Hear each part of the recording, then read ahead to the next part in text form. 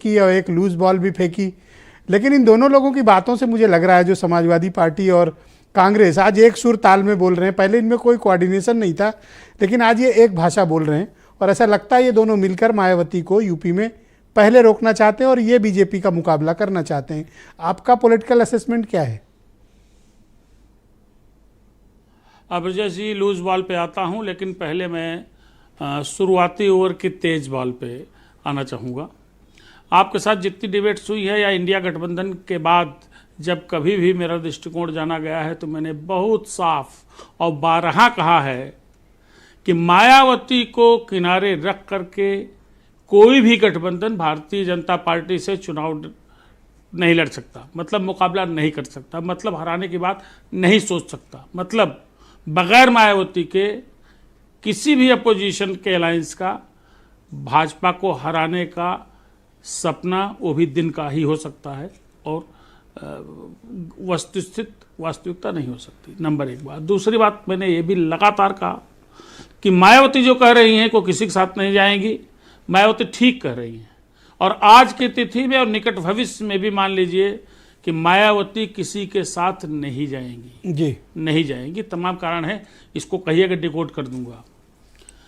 तीसरी बात, अभी जो आप कांग्रेस प्रवक्ता के बयान को आपने जो एनालाइज किया एकदम परफेक्टली किया।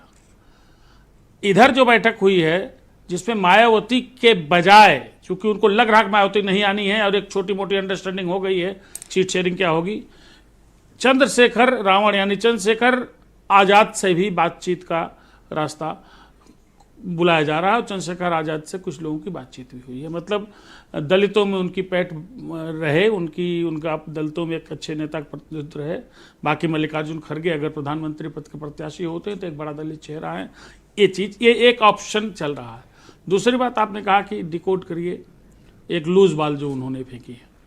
लूज बॉल थोड़ा सा बड़ा कंफ्यूजिंग है, लेकिन उसका एक अर्थ मेरे समझ में आता है। मायावती ने तय कर लिया अकेले लड़ेंगे, लेकिन मायावती के यहाँ से खबर और आई है कि मायावती अब आकाश आनंद और सतीश मिश्रा जैसे नेताओं को भी मैदान में उतारना चाहती है। अभी कितना सच है नहीं हाँ, मैंने भी पढ़ा था। अगर एक खबर है तो सुनिश्चित रूप से अपने भतीजे यानी अपने पॉलिटिकल उत्तराधिकारी की लॉन्चिंग एक अच्छे विकेट पे करना चाहेंगे मायावती और कोई ऐसा रिस्क अगर मायावती इस अलायंस से दूर रहती हैं तो रिस्क लेने तो क्या बीजेपी को कोई फिक्र करने की जरूरत है या नहीं? बीजेपी चैंपियन है, फिर चैंपियन है बीजेपी, चैंपियन बीजेपी। चार्ट देखिए, दो स्थितियां हैं। कांग्रेस इनिशियली चाहती थी कि सपा से बात नहीं बनती तो हम बीएसपी के साथ लेकर चले, बीएसपी को साथ रखना अपने भविष्य के लिए बेहतर है। कांग्रेस की इनिशियल सोची थी, चाहे अनिल यादव रहे हो चाहे इनका कॉमन वर्कर हो, वो पहले यही सोचता था। लेकिन इधर जो डेवलपमेंट हुए हैं उसके बाद लगता नहीं लोगों को मायावती आएंगी। मायावती क्यों नहीं आएंगी? कमलनाथ मध्य प्रदेश तो हारे ही, मायावती आती है कांग्रेस को यूपी में भी गहरी चोट दे गए हैं हेमंत जी। अरे साहब, अब आप ये भी देख लीजिए, उन्होंने जैसे बदल गई कहा था वैसे आज तो अरे सुनिए, उन्होंने अखिलेश वखलेश कहा। हाँ, और आज मायावती के बारे में क्या कहा आप सोच लीजिए। छोड़िए मायावती को, ये उसी के बराबर का स्टेटमेंट है, इसको मान लीजिएगा। मायावती बहुत जिद्दी पॉलिटिशियन है और इंडिया गठबंधन जो एग्जिस्ट कर रहा है उत्तर प्रदेश में अखिलेश यादव की कैप्टनसी में, उसको लग गया है कि आगे बात नहीं बनेगी, इसलिए अपना हिसाब किताब मांगो। थैंक यू हेमंत जी। बीरेन जी भी आ गए डिबेट में, मैं उनकी ओपिनियन को भी सम्मिलित करता हूं। बीरेन जी, स्वागत आपका।